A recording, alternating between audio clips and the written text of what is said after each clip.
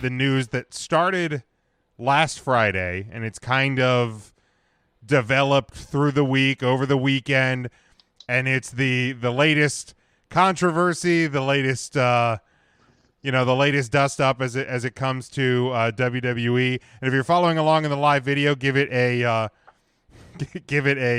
like and a share. We'd appreciate that. I like Lou here. Lou has a great comment. He says if it was a WWE show, I'm saying it was an A-. Absolutely. Lou gets it. Lou knows what's up. Darn right, Lou. Welcome in. Okay, so I think it was last Friday, right around the start of SmackDown, a little bit, during SmackDown. I can't exactly remember the time.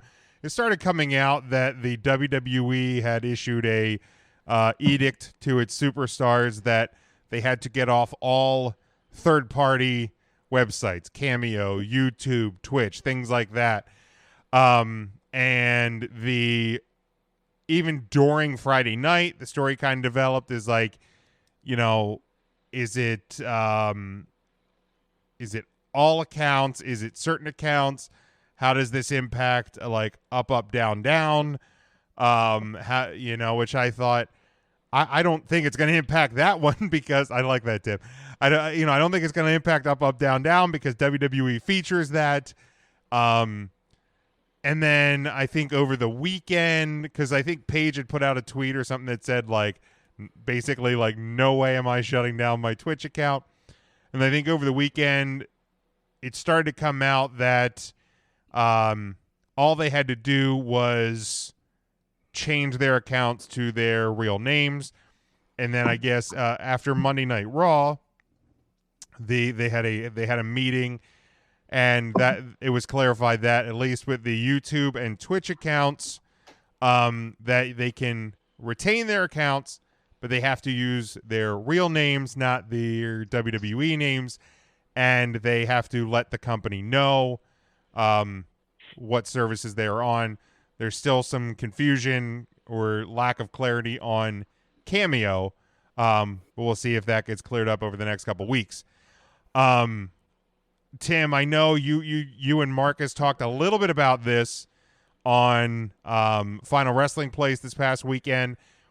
That was pre some of the clarification from Monday, so I'll lead to you first, because obviously I know you're a Twitch guy as well, and you probably have some thoughts here. Yeah, and I think there's a lot of conversation that we had on Final Wrestling Place that is worth bringing back up on this program. Sure.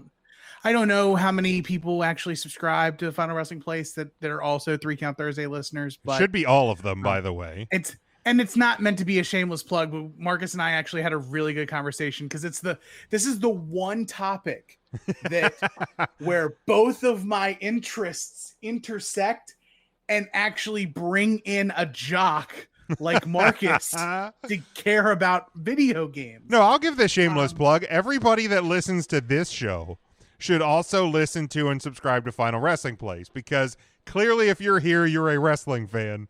You will enjoy that show. Hopefully, if you like podcasts, and we don't just stick to wrestling. No, even though it seems like we do, we just don't really talk about current stuff. But we did with this. It's been about 20 something odd years since WWE or wrestling in general has looked at the way contracts work. It was the outsiders who were sick of the way WWE was paying people, and was like, oh, well, how does he get this much money, but I was ahead of him on the card? And so on and so forth, which led to WCW not necessarily doing guaranteed contracts, because WCW did guaranteed contracts. And I promise all of this will make a point in a second. But WCW was doing guaranteed contracts, but they were also doing favored nations deals where when a person gets signed, they would have to be signed for an equal price of what someone else who was comparable to them was making. With all of that said, WWE has kind of been in this situation of being the only game in town and being able to do contracts however they want. Unfortunately, the current wrestler base are lifelong wrestling fans who are also millennials, and we love video games. We also like to lift weights and do other stuff, but we like our video games. And our generation is more of a creative generation. Why is there so many podcasts? Why does everyone have a YouTube channel? Why do some people stream on Twitch? I mean, this, that, and the third. There's the creative outlet for the age group of the current WWE superstar, 40 and under, are creative. And until WWE found out that there's money to be made on Cameo and on Twitch, they didn't really care. And then somehow either the New Day podcast narked on everybody because Kofi and Big E keep talking about their cameos, or the fact that everyone on the WWE roster was probably walking around backstage with their cell phones filming stuff for their YouTube channel. It's weird that WWE wants to take away the creative outlets of their superstars, especially if they may not be fulfilled at their job. Right. If you're not necessarily the happiest where you are, you find something to do that makes you happy, something that gives you fulfillment. And you can stay at a bad job longer if you're finding your fulfillment somewhere else. And since AEW is allowing people to be more expressive, they've cut down the number of dates they work, which now WWE has carried that over. And now they are adopting the AEW smaller work schedule, only doing televisions and pay-per-views. WWE needs to go back to the drawing board and figure out. Now, I'm not saying go the way of the Yang Gang, and this is the time where we need unions, because I'm politics aside, there's two sides of a coin of unions. I don't see the need for the union. I understand there's benefits behind it, but there is something along the way of like a collective bargaining. Sure. Some would say that these wrestlers who have their Twitch accounts and have their YouTube accounts and things like that are using the names that they use in the WWE to drive to drive money to themselves, and therefore taking away from the WWE. Right.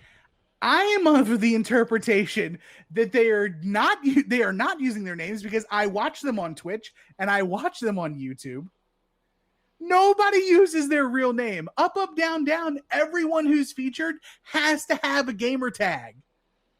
Okay. Every wrestler who's featured does not use their names. No one. But hadn't like Paige's Twitch account, and I think didn't AJ was real Styles Paige WWE. Right. So like all she had to do was remove that. All Styles, I guess, would have to do was remove that. But AJ owns his name.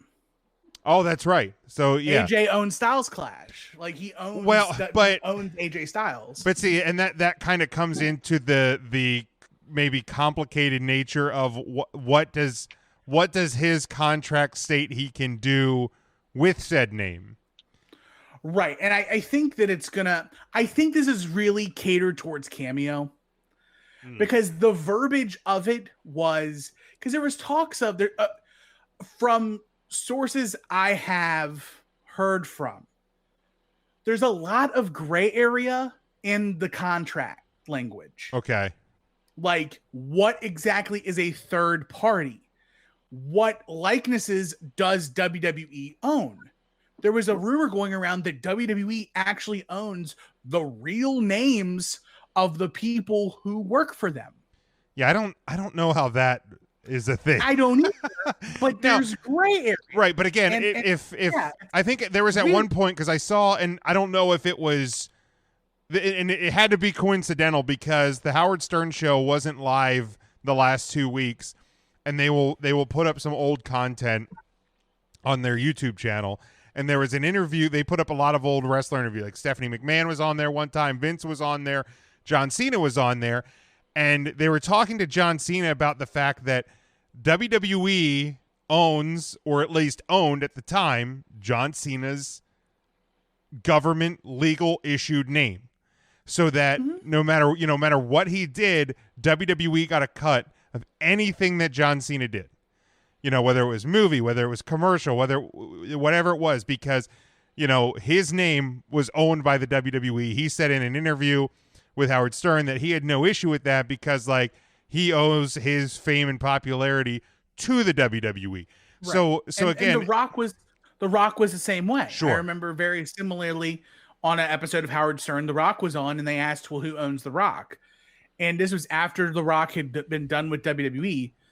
And apparently after The Rock left WWE, he struck a deal with Vince and actually bought The Rock off of Vince. Yeah, I don't know if Cena's done that because this interview was years ago. And he probably has. There's probably been a conversation in regards to that. And that's probably something else. But to be petty over the nickel and dimes that, like, these guys are making on the side for Cameo. Now, granted, Cameo people are charging like $250, $300. I think Alexa Bliss was up near $400 because there was the one, and it was the saddest story of a guy like asked her out, and she let him down in the sweetest way possible, but he paid $400 to be shut down hard by Alexa Bliss. I mean, maybe we need to set Felicia Rose up on Cameo. Maybe. But here's a question. PG audience. Here's a question too that I think came out because I think one of the at least speculations from this was the fact that on Lana's Instagram page, she is sponsored by a energy drink company that could be a potential conflict to the WWE and their sponsorship deals. Because to me, yes, the whole situation does have like a dirty stink to it, and I won't deny that. But in the same time, and I was talking to my wife, and I was talking to some other people who are outside of the wrestling bubble, because inside the wrestling bubble, it can be very easy to, look at WWE as the dirty corporate businessman. And they've not done things at times to shy people away from that opinion either. So this isn't me defending them. But I like presented this scenario to my wife and some other people, and they're like, oh, WWE is just protecting their sponsorship, their money, their assets. And that was kind of the thought I had. And if it did stem anything from what Lana did, because all it's going to take is one company that sponsors WWE to throw up a red flag, maybe throw a lawsuit their way, and other sponsors, because the WWE is not going to be sponsored by they're not going to be sponsored by mom and pop shops. They're sponsored by major corporations. Major corporations that probably aren't really looking deeply into every place that their money's at. However, if the WWE would have a conflict or a lawsuit, then all of those other companies that sponsor with the WWE are going to go, huh? What's happening over here? Let me look into this. And it could be a little bit of an avalanche. So I thought maybe it was at least part of the catalyst to this sudden change to what the WWE. I am glad that at least as of this past Monday, it seems like they're kind of clarifying, because it was a 30-day time period from last Tuesday or Wednesday or something like that. So I figured that by the time we clear 30 days, that a lot of this stuff is going to be hashed out. A lot of this stuff is going to be clarified. They're going to find some middle ground. Like, I at no point did I actually think that every WWE superstar that's on YouTube and Twitch and Cameo we're going to keep an eye on, because that does seem to be maybe the one that's a little bit more problematic. I don't think that everybody that's on these platforms is going to have to shut their accounts down. I really don't. I think they're going to find some middle ground, because, again, you're not doing house shows. You're doing limited superstars on each show. So, people are hurting right now. So there's got to be a middle ground. Yeah, and Up Up Down Down is actually a WWE owned entity at this point. So they're safe. Yeah, Creed actually sold, I think. Because Up Up Down Down just opened their own shop, and it is powered by WWE. So WWE is making all of Up Up Down Down's merch. They've got replica Up Up Down Down and Left Right titles. Well, I remember when the Up Down Down title came out. Yeah, and so WWE is like, this is now Up Up Down Down is Z True Long Island story, except Up Up Down Down has so much more legs, and cracking down on all third-party content kind of hurts Up Up Down Down in a way, because you're taking the people who are featured on Up Up Down Down and you're letting them break out and do something else to get a new audience. Because sometimes they're not going to watch something that's just Up Up Down Down, but they love Adam Cole. But Adam Cole streams on Twitch, twitch.tv/the Chugs Live, I think. So he gets his viewer base, but then he cross promotes Up Up Down Down. He pulls the Twitch audience to YouTube, the Up Up Down Down owned property. Like same thing with any, like AJ Styles and that's featured. And that's where I hope that conversations can be had with especially some of the bigger names within WWE, the Adam Coles, the guys in the New Day, AJ Styles. They can have these conversations, be like, look, it's the New Day that has to drive this, because I agree. That's why I made the analogy to the Outsiders and the Clique, because it was a group of people that were very profitable with the company, and they stemmed the change. Aside from your John Cena's and like your Undertakers or your Shield guys, like the money makers of WWE is the New Day.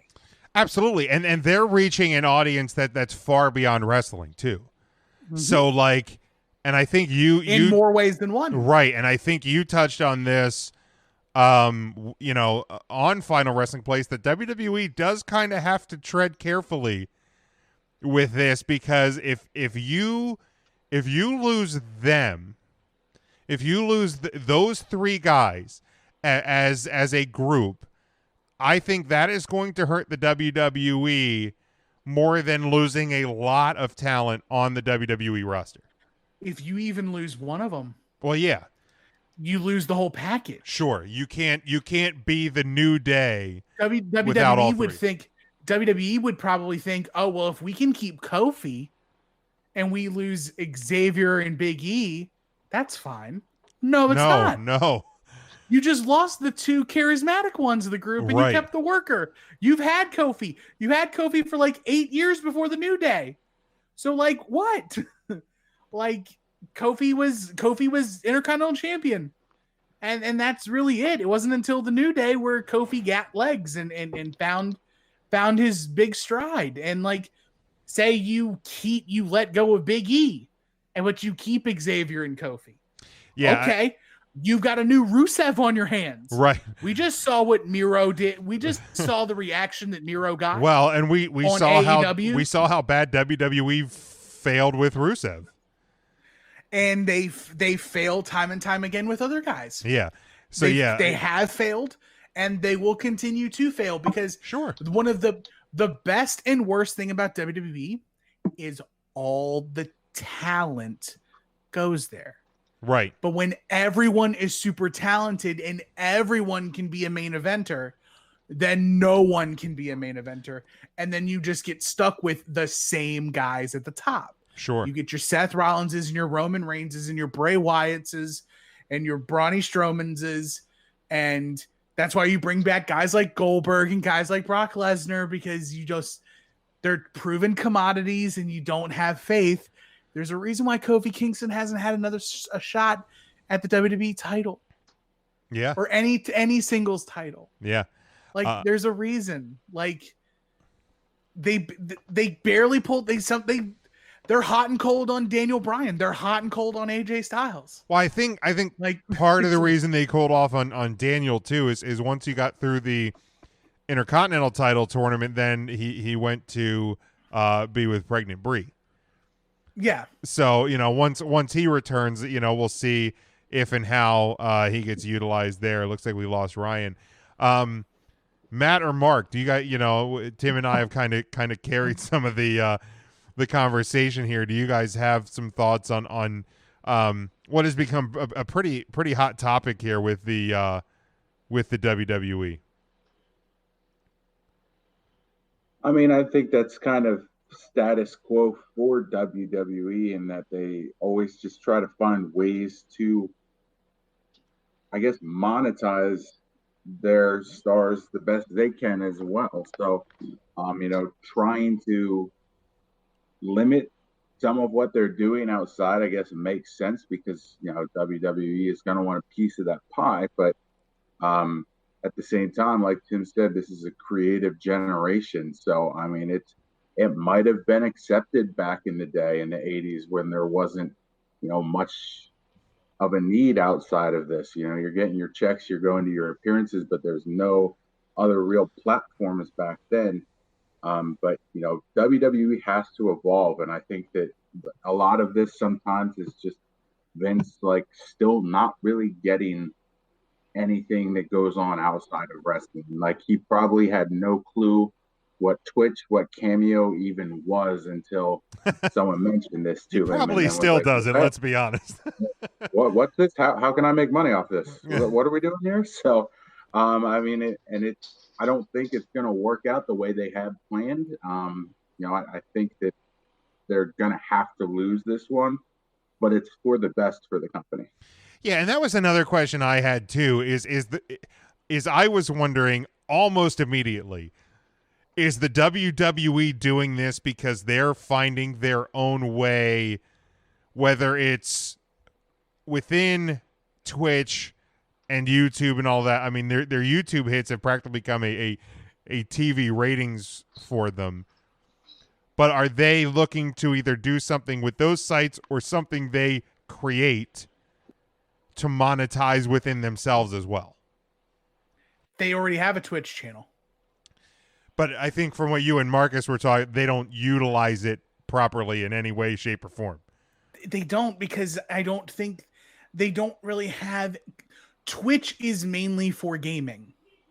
Like there are other big brands that have Twitch channels that do announcements or things like that, but they're normally like the NBA. I don't think has a Twitch channel. I don't think Major League Baseball has a Twitch channel. I don't think the UFC has a Twitch channel. But if the WWE wanted to, they used to do at WrestleMania a SmackDown versus Raw tournament. Right. That should be hosted on the WWE Twitch channel. Not on YouTube. It should be on Twitch because it's gaming and it's the same thing. But also like Twitch is also expanding outwards too. Like it is a solid medium. It's also still growing. Like it's had a big boom, but it's still like it's still pretty infantile from a large scale. I mean, there's been it used to be called Justin.tv, if people remember that.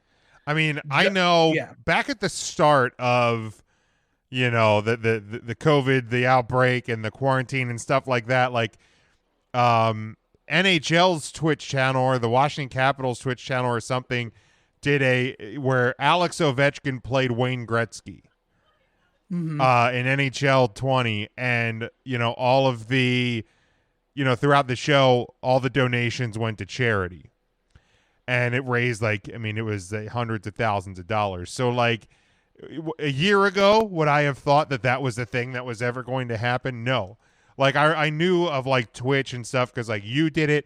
I knew a couple other people that did it, but I didn't know that like any celebrities and things like that were into it. So I feel like on a large scale, it's still very, very like in its infancy. And here in the comments here, and I get where Charlie's going. He said, if you get a cameo from Robert Downey, you're getting Robert Downey or Iron Man. You're probably getting Iron Man. That's controlled by Disney. You're not getting Steve Williams. You're getting Steve Austin. There's no difference. Correct. That's correct. Yes. But it's where do those lines get drawn? I think that's where Cameo is probably the biggest gray area, because like Twitch and YouTube, they already have a subscriber base, and they can change their name now, and things will probably be copious on both sides. Right. Whereas Cameo, now it becomes a little trickier, because is at Fight Owens Fight on Twitter going to be able to, because I know Kevin Owens has a Cameo, or he has, like, it's at Fight Owens Fight on Cameo, going to be able to plug the fact that he's on Cameo, or is he not, because that's Kevin Owens, WWE superstar? You know, those are those gray areas that need to be cleared up in the next 23, 22 days. Right. And there's still plenty of hashing out to be done. There's a lot left on the table. And Charlie makes an excellent point. But it's also the same thing for like for meet and greets or big conventions. If you go to like a Comic-Con or something and you're meeting an actor, you're obviously meeting the actor because you saw the actor in something, but you're not necessarily the fan is meeting the character, but the person is making the money, and the person is using it. Just so happens that the person's likeness is also the likeness of the person they see on television. Right. And that's what it is. It's not, they're not showing up in full regalia. They're not like in Captain America armor or the Iron Man suit, and Big E's not showing up in his gear with pancakes. Like he's doing his thing. And like, they're not really making connections to like themselves. And I had seen kind of a great analogy in which, you know, somebody had kind of compared it to like, if you're doing a meet and greet, something like that, or, you know, is who played Captain America? Is it Chris Evans? Chris Evans. Okay. Yeah. So somebody made the comparison, like, you know, are you meeting Chris Evans, or are you meeting Captain America? Like, he's not only able to do Captain America spots. I'm like, yeah, but if he signed some sort of deal with Disney that said, you know, for the next 3 years, you can only be in Disney films and, you know, do meet and greets or whatever as a Disney character, whether it's Captain America or anything else that you're in, then he probably can't go and make money as so-and-so or whatever, you know. So again, right. It comes down. He can't go as Iron, like he can't go as Captain America. And that's part of the problem with the WWE. Well, not the problem, but like one of the issues with WWE is that, like, just like with soap operas, right, people have a hard time differentiating between the person and who they see on television. They see Seth Rollins and they think, oh, that's the bastard that poked Rey Mysterio's eye out. And not, oh, that's the guy who's going to be a dad in like 4 months. Right. And really, Seth Rollins is the really nice guy who's going to be a dad to the chick that everybody loved on wrestling. Sure. But everyone who knows who Seth Rollins is, oh, he's the guy that broke up the Shield. He's he's that guy. He's that asshole. And you're instinctively making that connection. And there's a split between, like, Matt made a point about how the stars in the 80s, you know, the opportunities weren't there. One, the platforms weren't there. Two, everybody was a wrestler, and you really didn't see what their interests were. But you kind of did. Hulk played music. Hulk found a way to go out and play guitar and do other stuff. Coco Beware helped with the Pile Driver album. He was into music, so he helped with Pile Driver. And like those who wanted to got involved in different places. And so like it's a little bit different. Sure. And like that's the thing with like Charlie talking about, if you go to if you see the Undertaker, yes. But I bet you it's not the Undertaker. It's not going to be the Undertaker. It's going to be Mark Calloway, also known as. Well, especially now after the last ride, because I mean, hell, WWE now. Granted, anything the Undertaker or Mark Calloway does at this point is still under the umbrella of WWE, because he's still, an old school guy who's going to do everything by the company line.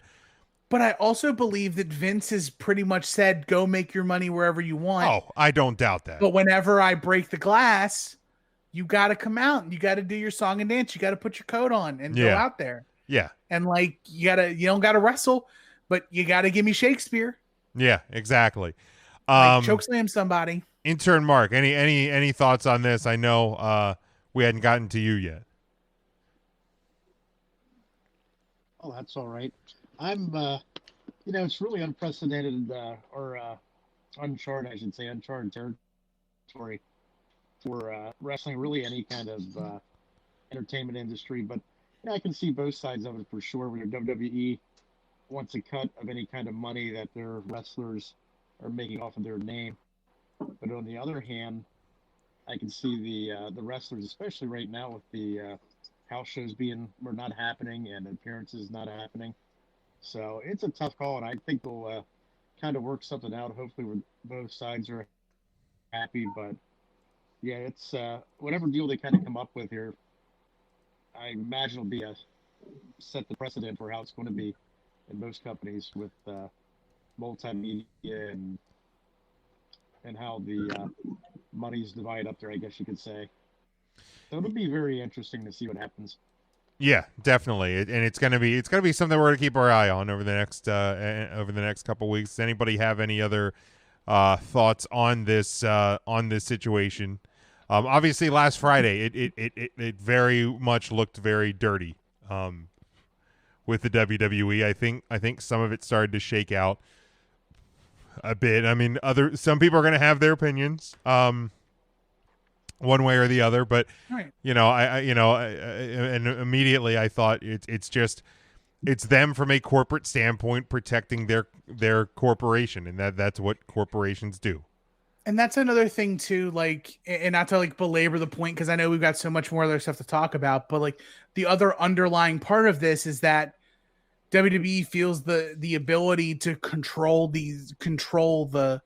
their talent, yet all of their talent are technically independent contractors who are 1099 employees, which is exactly what you are when you stream on Twitch as well.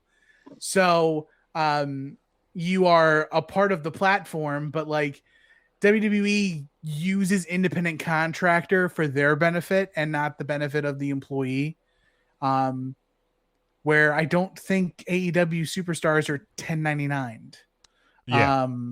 Which I don't know. I don't know the structure of the AEW contracts. Well, I tried looking into that too, because I know like one of the big tipping points too on Friday from both fans and Andrew Yang as well was the health insurance thing. And I know like AEW had said from the beginning that they were going to offer their superstars health insurance, but like I did a little quick research and I didn't follow up to verify it necessarily, is that it seems like only people who are like AEW office workers, i.e. the EVPs, have the health insurance, whereas guys like, let's say, Miro or guys like Kip Sabian or just wrestlers, quote unquote, don't have health insurance from AEW. And this isn't me trying to be like, hey, look, right, AEW is just as dirty.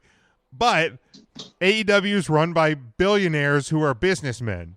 Like, they are still going to be businessmen. Right, but I also think that the people who do have the benefits have dual contracts. I think that there is a talent contract and then there is an office contract. Okay. So they're paid by appearance for their talent. But then they're paid by the office. Also, they're paid something else, which includes their benefits package and their retirement and whatever else they have. Sure. Which makes sense. Yeah. Nikki here But- says in the comments, this is what happens when you work for a corporation. Absolutely. Yeah. I mean, I am almost willing to guarantee that most people here with a job, every one of our jobs has a social media policy, Mine does. has a media policy. Like, you know, if something's going on in your industry, if somebody contacts you, you should not respond to that media person until you direct them to you the media contact for your company, or you're probably gonna get in trouble. I work in a world of nonprofit. I don't work for nonprofits. I don't work for a nonprofit, but I work for nonprofits. Gotcha. And I don't get involved in I don't talk tech. I don't really talk business practices for nonprofit organizations. I'm not here to talk about the legitimacy or illegitimacy of any organization that has a 501c3. Not my jam. But I'll talk all day about how I find it hilarious that if I go to NFL.com on the schedule and I see all these teams that have names, but then I look and I just see football team, it makes me chuckle. Yeah.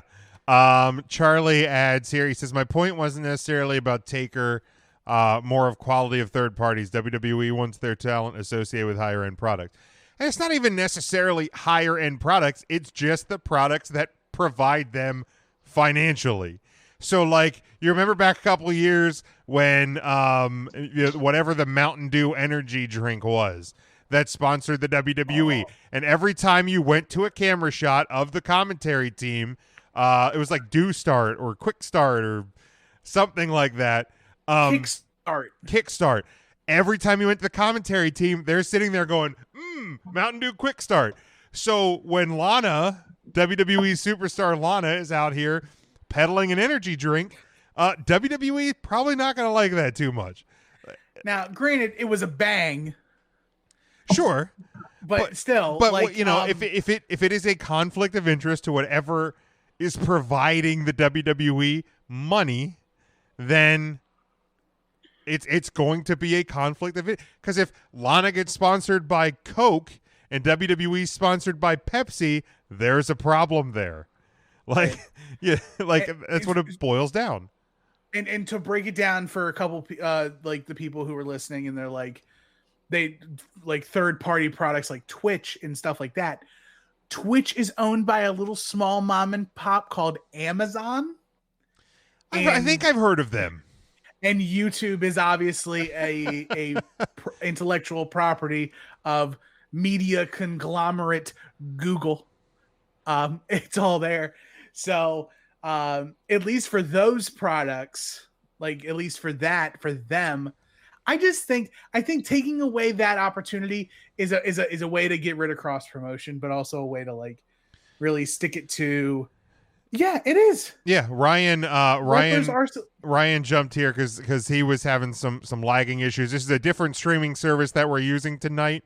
So we're working out some of the kinks here. And he says, let's call. I think he's joining us by Periscope. He is joining us by Periscope. Also, a WWE partnered third party. Yes. Remember when they used to own Tout? I do remember that. If anybody can remember what Tout is. Ryan says, let's call Cameo what it is. A cash grab for celebs. These wrestlers are celebs because of WWE. 100%. That is 100% accurate. So, you know, this is obviously going to be something. Like I said, it's around 3 weeks now. Tomorrow, or I think today actually is 3 weeks till they have to shut down their accounts or change their accounts or whatever it is. So we'll kind of keep watch on what this is and stay abreast of that. So if you're following along a live video, we love the comments. We love being able to throw them up here on the video as we go. Now, something we talked for Ryan too for still using Periscope. Right, you know, big ups. Absolutely.